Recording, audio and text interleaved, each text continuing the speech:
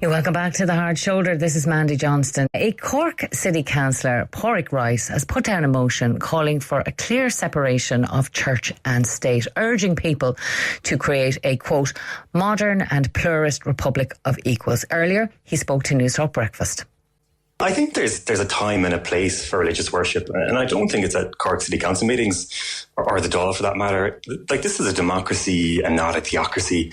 The people who voted for us come from all faiths and none, so I think it's deeply inappropriate that we open our meetings with a prayer to have religious iconography in the chamber, and I just don't think there's any need for it. I think it should be stopped. I also think symbols are really important.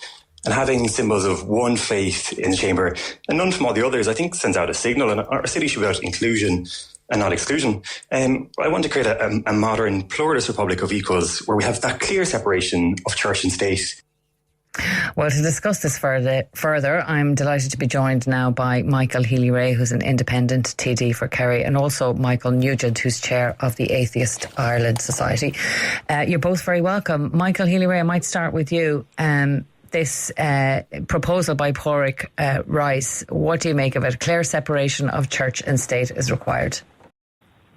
Well, Mandy, first of all, my impression of this is this has come up before. I know when I was mayor of Kerry on 2 different occasions, I always started the council meeting with a prayer, and the members of Kerry County Council had no problem whatsoever with that. As you know, the Councillor always starts proceedings in the Dáil with a prayer and a moment's silence. Then I don't see anything in the world wrong with it. There's nothing wrong with a little bit of religion, you know. And if people believe in God or some other God, there's nothing wrong with reflecting on things and saying a prayer if it was for deceased people, and maybe saying a prayer that we do our jobs in the best way we could. But for a person to come along and say, oh no, this is wrong, or there's something offensive about it, my goodness, there's nothing offensive about it, believing in something. And like, it doesn't have to be, we'll say, the Catholic religion. A person can say a prayer to their own God if they believe in somebody, in some other God. I mean, I'm not shoving my religion down on anybody else, but at the same time, I'll stand up for my religion because I do believe in God. I believe in heaven. I believe in hell. And I think that there's nothing wrong with that. And again, I don't try to ram my opinion down anybody else's throat, but like, I see nothing wrong with people starting out their work and blessing themselves. And you know, if we're going at an awkward job, or if you thought something was dangerous, there's nothing wrong with praying to God that the job might go all right, you know. And I mean, we're not the smartest people in the world. I believe that there is smarter people, and I believe that there is a God in heaven, and I like looking to him every now and then, you know, for a bit of help, and God knows I could do with a bit of help times, and I don't see anything wrong with that. And I certainly, I know there's a gentleman from Atheist Ireland coming on there, and what I would say to a person like that is, it's his private personal business to do whatever he believes in, and I respect that very much. And I respect all religions and none, but I respect my own religion as well, and I'll always stand up for the good priests and the good nuns that have worked for us and people throughout the world over the generations, and there's nothing wrong with that. Well, we might let him in here now, Michael. So this is Michael Nugent from Atheist Ireland. Michael, look, Michael Healy making a reasonable point there. What's the harm in this? Does this all really qualify as discrimination? Nothing wrong with respecting your own religion and open to others? Well, I completely support Michael Healy's right to be religious. I support the right of freedom of religion or belief.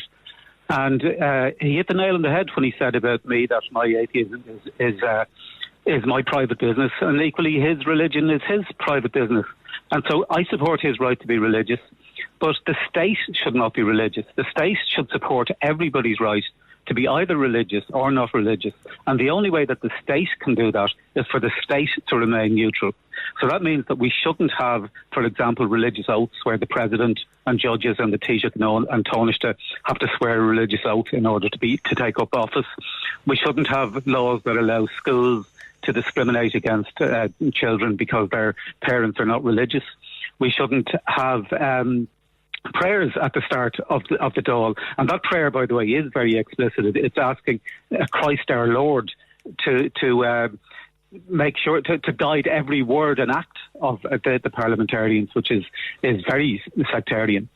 So I completely support Michael Healy's raised right to be religious. But what I would ask him is, and I think this is the way to understand it, because he's used, as most people in Ireland are, to the status quo, because it's what he grew up with.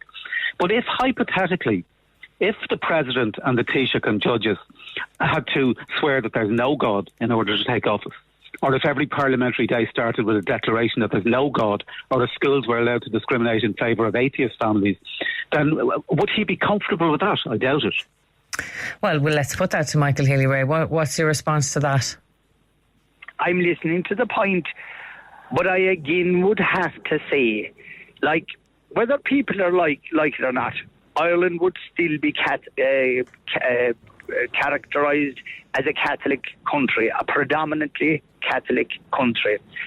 And having said that, I know that the makeup of Ireland today is completely different to what it would have been even 20 years ago.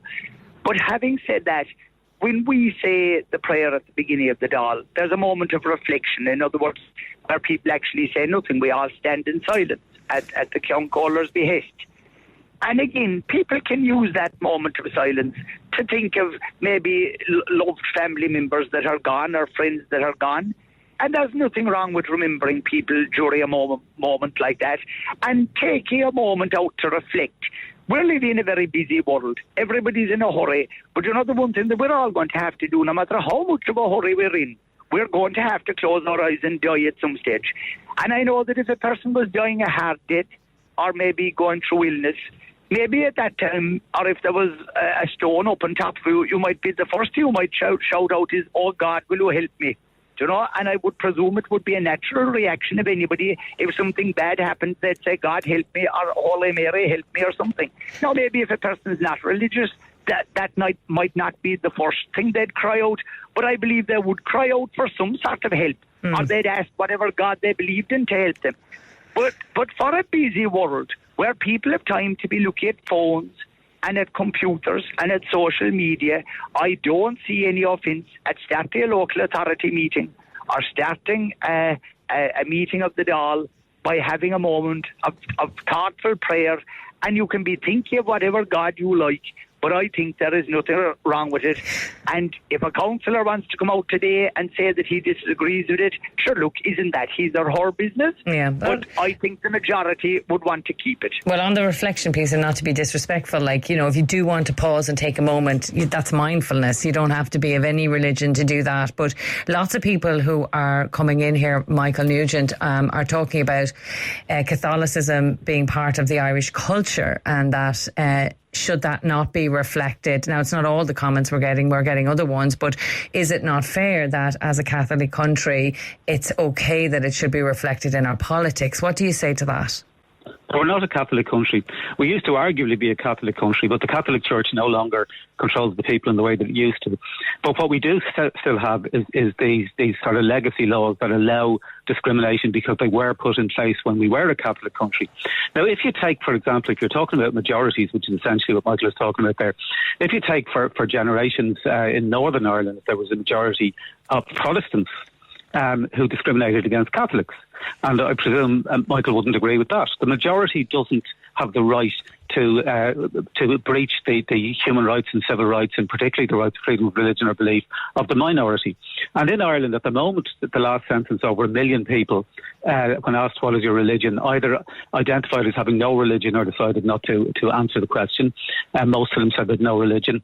So really we're not a Catholic country. I'm sorry, how many people in that said they were Catholic? I'm not sure what the Catholic figure was. I think it was maybe around 60-something percent, 70% around that. I may be wrong. That's the majority of the population, though. But that's the point that I'm making, that it doesn't matter whether it's a majority.